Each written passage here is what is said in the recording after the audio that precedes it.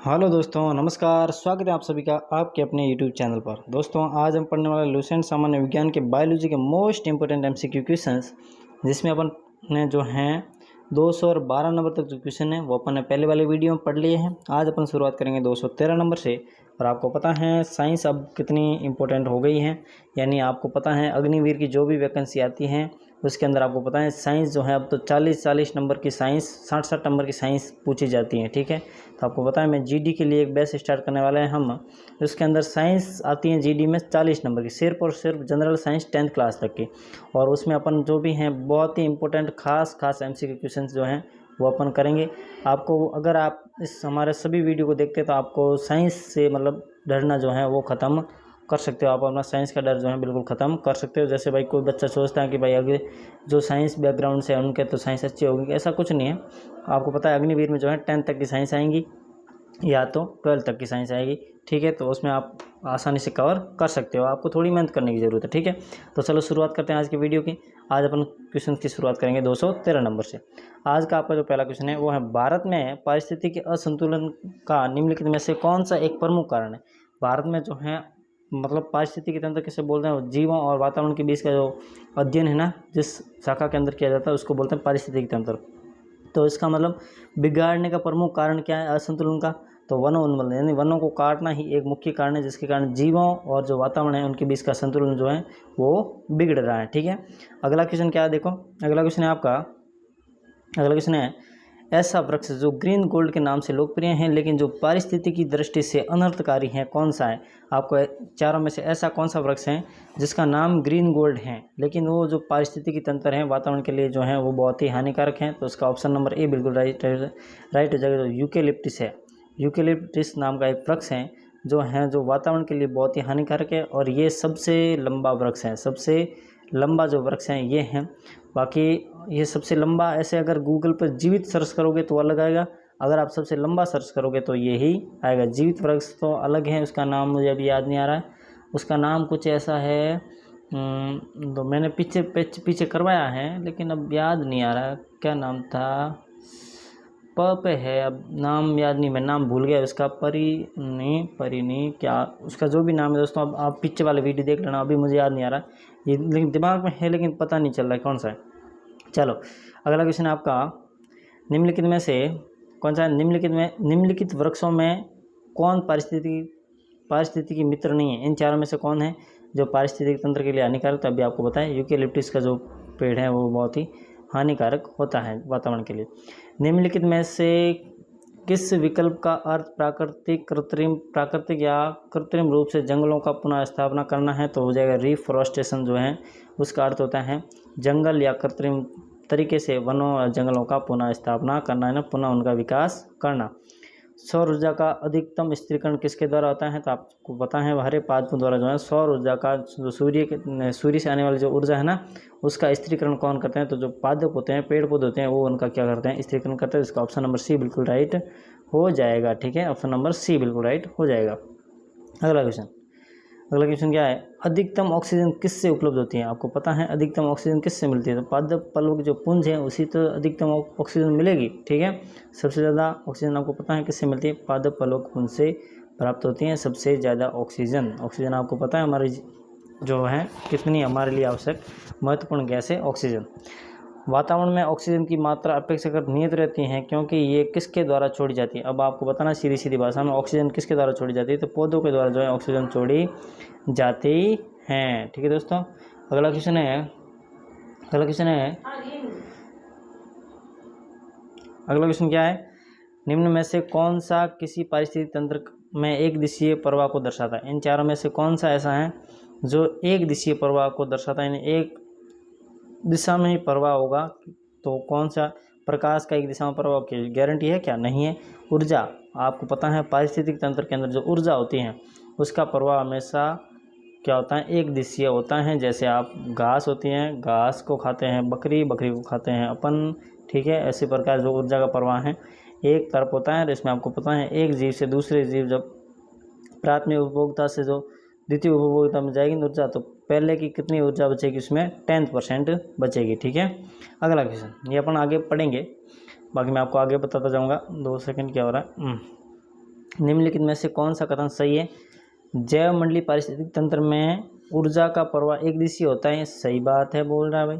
जैव मंडलीय पारिस्थितिक तंत्र में मैंने भी आपको बताया ना भाई, ऊर्जा का प्रवाह पारिस्थितिक तंत्र में एक दिशा में होगा, तो ये सेम ही बात है, ठीक है। जैव मंडलीय पारिस्थितिक तंत्र में ऊर्जा का प्रवाह चक्रीय होता है, गलत बात है। तो अपने को सही बताना, तो सही पहला ऑप्शन हो गया ना, और आगे क्यों बढ़ रहे हो, ठीक है। सही ऑप्शन जो है पहला ही हो गया, तो आगे क्यों बढ़ना पड़ेगा ना, ठीक है। तो इसमें पहला ऑप्शन बिल्कुल राइट हो जाएगा, ठीक है दोस्तों। अगला क्वेश्चन, निम्नलिखित ऊर्जा स्रोतों में से कौन सा पर्यावरण को स्वस्थ रखने के लिए सर्वोत्तम है?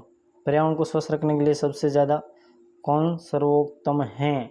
तो ये आपको पता, थोड़ा टफ क्वेश्चन लग रहा है ना थोड़ा, ठीक है। तो आपको पता है इसमें पेट्रोल उत्पादन ये तो होगा नहीं, वन उत्पादन, नाभिकीय विकिरण, सौर सेल जो है क्या बोल रहे हैं, निम्नलिखित ऊर्जा स्रोतों में से कौन सा पर्यावरण को स्वस्थ रखने के लिए सर्वोत्तम है? तो सौर सेल होता है, सूर्य की जो एनर्जी होती है वो बिल्कुल आवश्यक होती है पर्यावरण को सुरक्षित रखने के लिए। क्योंकि आपको पता है क्यों होती है, बताओ। इसका मुख्य कार्य है कि अगर आप पेड़ पौधे हैं तो पेड़ पौधे जो हैं वो अपने को ऑक्सीजन किससे देंगे? जब वो प्रकाश संश्लेषण की फोटोसिंथेसिस करेंगे तभी तो देंगे। और आपको पता है फोटोसिंथेसिस जो होता है वो सूर्य के प्रकाश में ही होता है, अन्य प्रकाश में नहीं होता है, ठीक है। तो इसके लिए सूर्य का प्रकाश जो बहुत ही आवश्यक होता है। रेड डाटा बुक होती है, एक पुस्तक है, प्रकाशन किसके द्वारा किए जाती है? तो इसका नाम IUCN होता है। IUCN कहाँ पे? IUCN, ये रहा IUCN, ठीक है। इसके द्वारा प्रकाशित की जाती हैं रेड डाटा बुक, जिसके अंदर जो है विलुप्त होने वाली जो प्रजातियां होती हैं, किसी भी जीव की जो विलुप्त होने वाली प्रजातियां हैं उसका संग्रह जो है इसके अंदर किया जाता है, ठीक है। उसकी मतलब नाम वगैरह लिखा जाता है। अगर किसी ने लुप्त पर्याय या दुर्लभ प्रजातियों की सुरक्षा एवं संरक्षण के लिए उन्हें उनके प्राकृतिक निवास से एक दूसरे विस्थापन क्षेत्रों में ले जाने को क्या कहा जाता है? लुप्त प्राय नष्ट होने वाली जातियाँ या दुर्लभ जातियाँ जो नष्ट होने वाली हैं उनको एक स्थान से दूसरे स्थान पर ले जाने की जो प्रक्रिया है उसको क्या बोला जाता है, ये आपको बताना है। तो ये बोला जाता है ex-situ संरक्षण। क्या बोला जाता है? ex-situ संरक्षण, उस प्रक्रिया को बोला जाता है भाई। किसी भी जाति को जो है स्पीसीज़ को अपन बचाना चाहते हैं तो उसको एक स्थान से, भाई यहाँ पे इसका मतलब ये सब यहाँ पे जीव नष्ट हो रहे तो उसको दूसरे स्थान पर जो ले जाया जाता है उसको क्या बोला जाता है? उसको क्या बोला जाता है दोस्तों? उसको बोला जाता है ex-situ संरक्षण, ठीक है। ये ऑप्शन नंबर इसका ए बिल्कुल राइट हो जाएगा, ठीक है।